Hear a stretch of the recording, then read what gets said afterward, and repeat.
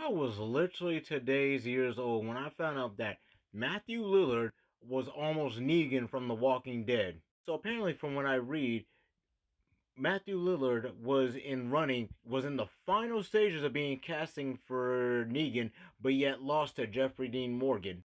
Dude, could you imagine the type of charisma this dude would have had with that character? Now, I already know this movie came out long after the show and all that, but I'm pretty sure he would have been putting a lot of William Afton into that character. Just imagine that.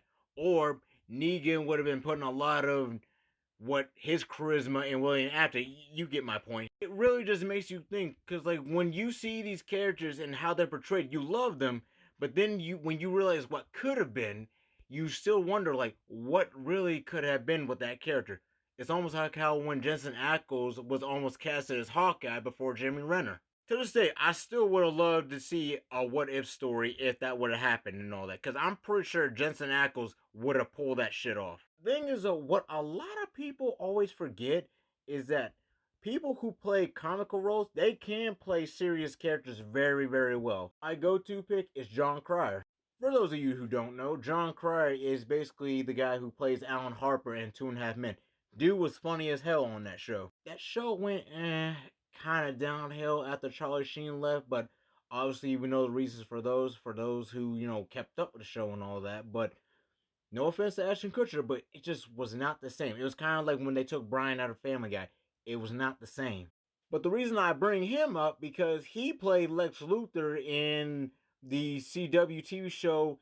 I'm pretty sure it was either Supergirl and Lois and Clark. But I saw a couple of clips of him when he played Lex Luthor.